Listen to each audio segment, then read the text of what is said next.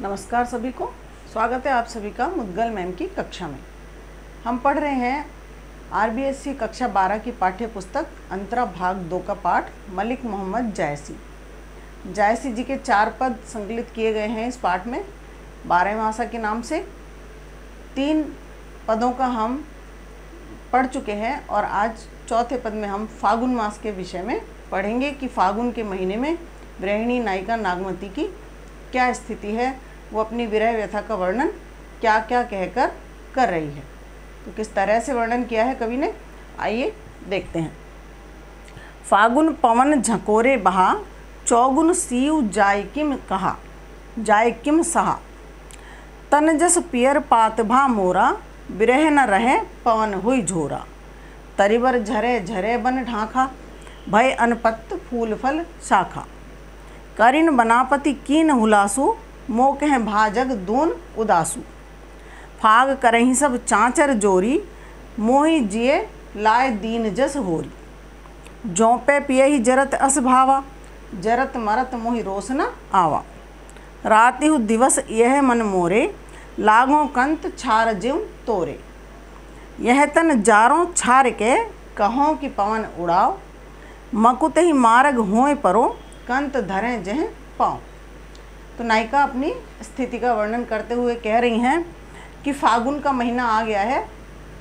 अगहन से लेकर फिर पूस और माह और अब फागुन का भी महीना आ गया, अर्थात सर्दी के विकट सर्दी के महीने बीत गए। और फागुन का महीना ऐसा रहता है जब हल्की सर्दी रहती है, परंतु वो महीना भी नायिका को इतना तड़पा रहा है, उसको इतनी सर्दी लग रही है कि मानो सर्दी कम होने की जगह चौगुनी बढ़ गई हो। वो कह रही हैं कि फागुन में पवन झकोरे बहने लग जाते हैं, अर्थात मीठी मीठी मधुर पवन बहती है, जिसको समीर भी हम कहते हैं। चौगुन सी जाय किम सहा, कि पर मेरे लिए तो ये शीत जो है ऐसा लग रहा है कि पवन मुझे सहला नहीं रही, मुझे अच्छी नहीं लग रही, वरन मेरी विरह व्यथा को अत्यधिक बढ़ा रही है और 4 गुना बढ़ गई है सर्दी मेरे लिए। और ऐसी सर्दी को सहन करना अत्यधिक मुश्किल है, सहन नहीं की जा रही। तन जस पियर पात भा मोरा, कि मेरा तन जो है ऐसा लगता है कि पीले पत्ते के समान हो गया है। पियर अर्थात पीला और पात यानी पत्ता, तो मेरा तन पीले पत्ते के समान हो गया है।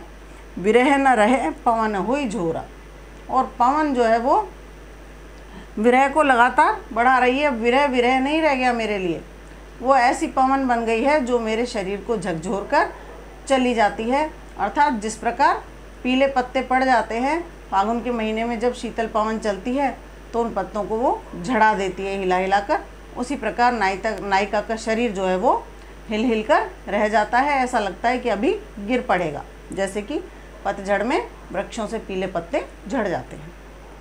तरिबर झरे झरे बन ढांका, कहती हैं वन में सभी तरवरों के पत्ते झड़ गए हैं, टहनियाँ टहनियाँ रह गई हैं और पत्ते लगभग झड़ चुके हैं।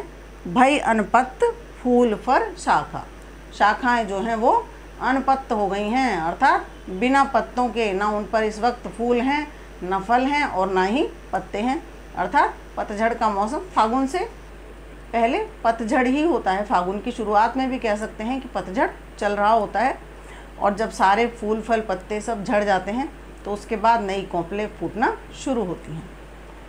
करिन बनापति कीन हुलासु, अब नायिका ने कहा पहले कि फूल फल पत्ते सब झड़ गए हैं और केवल ठूंठ खड़े रह गए पेड़ों के, परंतु शीघ्र ही फागुन के महीना जैसे ही शुरू हुआ और थोड़ा समय बीतने के बाद अब प्रकृति में परिवर्तन आ रहा है, वसंत ऋतु प्रारंभ हो चुकी है।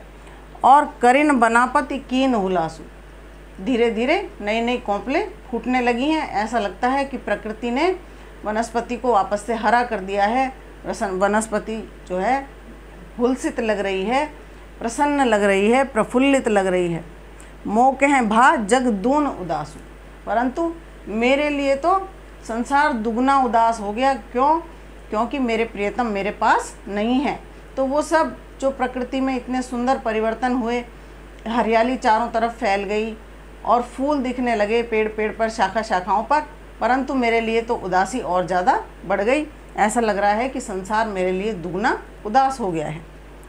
फाग करहीं सब चाँचर जोरी, मोहि जिए लाए दीन जस होरी।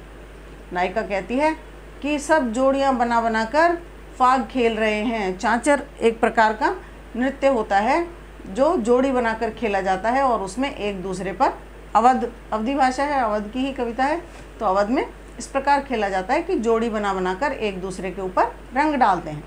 तो नायिका कह रही है कि सब चाँचर खेल रहे हैं और फाग उड़ा रहे हैं एक दूसरे पर जोड़ियाँ बना बनाकर, लेकिन मेरा जोड़ा तो है ही नहीं।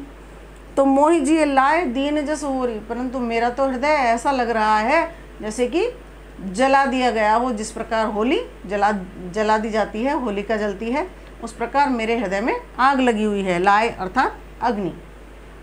तो होलिका की भांति मेरा जिया जो है, मेरा हृदय जो है वो धू धू करके जल रहा है। जौ पे पिए ही जरत अस भावा। अब यदि मेरे प्रियतम को यही अच्छा लग रहा है, यही भा रहा है उनको कि मैं जलती रहूं, विराग्नि में धधकती रहूं, जरत मरत मोहि रोष न आवा, तो उनकी खुशी के लिए मुझे जलते हुए मरने में भी कोई क्रोध नहीं आता है। रोष अर्थात क्रोध, कि मुझे कोई परेशानी नहीं, कोई क्रोध नहीं, मैं उनके लिए, उनकी खुशी के लिए जलते हुए मर सकती हूँ, अर्थात विराग्नि में तड़प सकती हूँ। राति हूँ दिवस इहे मन मोरे। अब रात और दिन हर वक्त 24 घंटे मेरे मन में एक ही बात है। क्या बात है? लागों कंत छार ज्यों तोरे, कि हे स्वामी, जीते जी तो मैं आपसे मिल नहीं पा रही हूँ, आप आते ही नहीं मेरे पास, दूर इतना चले गए हैं कि वापस लौट कर नहीं आ रहे हैं, परंतु मेरे मन में दिन रात एक ही बात चलती है कि मैं जलकर जब मैं राख हो जाऊं तो आपके शरीर से लग जाऊं। लागों कंत छार ज्यों तोरे, कि राख जब उड़कर आपके शरीर से लगेगी तब तो आप उसको मना नहीं कर पाएंगे। आप मेरी विरह व्यथा तो आपको दिखाई नहीं दे रही है, आप आ ही नहीं रहे हो मिलने के लिए। यह तन जारूं छार के कहूँ कि पवन उड़ाओ। नायिका कहती है कि मेरे इस तन को जराकर छार कर दो, राख कर दो, और पवन से कहूँ कि वो मुझे उड़ाकर यहाँ से ले जाए। कहाँ ले जाए? मकुते ही मार्ग होय परों, कंत धरे जहं पाए, कि मैं कदाचित वो मुझे यहाँ से उड़ाकर ले जाए। मकु अर्थात कदाचित, काश, कि काश पवन मुझे, जब मैं जलकर राख हो जाऊँ तो मुझे यहाँ से उड़ाकर ले जाए। और कहाँ ले जाए? उस मार्ग में मुझे डाल दे ले जाकर। कंत धरें जह पाँव, जहाँ मेरे स्वामी जिस मार्ग से आते हों, जिस मार्ग से गए हों, जिस मार्ग पर वो पैर रखें, उस मार्ग पर मुझे ले जाकर पटक दें, जिससे जीते जी तो मैं उनका स्पर्श नहीं कर पाई, परंतु मृत्यु के बाद राख के रूप में मैं उनके पैरों का स्पर्श कर लूं तो मेरा जीवन सफल हो जाए। शिल्प सौंदर्य की बात करते हैं। कवि की भाषा अवधी है, चारों ही पदों में भाषा अवधी है, और चौपाई और दोहा की छंद रूप में उन्होंने रचना को लिखा है। ऊपर सारी चौपाइयाँ हैं और नीचे की 2 पंक्तियाँ दोहा छंद की हैं। गुण की बात करें तो माधुर्य गुण है, और वियोग श्रृंगार का बहुत ही उत्कृष्ट वर्णन किया है कवि ने। वियोग रस यहाँ पर दिखाई हमें दे रहा है, परंतु नायिका की विरह व्यथा का यहाँ अतिशयोक्तिपूर्ण वर्णन किया गया है। रस देख रहे हैं हम, वियोग रस दिखाई दे रहा है, वियोग श्रृंगार, यहाँ पर करुण रस की उत्पत्ति भी हो रही है। अलंकारों की यदि बात करें तो कई स्थानों पर अनुप्रास अलंकार आया है, जैसे फूल फर, मन मोरे, पै पियही, झरे झरे में पुनरुक्ति प्रकाश अलंकार भी यहाँ दिखाई दे रहा है हमको कई स्थानों पर। यहाँ देखिए, जैसे जन तन जस पियर पात भा मोरा, कि अपने शरीर को पीले पत्ते के समान बता रही हैं, यानी उपमा अलंकार यहाँ हमें दिखाई दे रहा है। इसी प्रकार मोहि जिए लाए दीन जस होरी, मेरे हृदय को होली के जैसे जला दिया, जिस प्रकार होली जलाई जाती है, अर्थात उदाहरण अलंकार यहाँ पर कवि ने प्रस्तुत किया है। तो बहुत ही सुंदर पद, आशा करती हूँ आपको समझ आया होगा, अच्छा लगा होगा। अगले पाठ में फिर मिलेंगे, अगले वीडियो में। तब तक के लिए नमस्कार।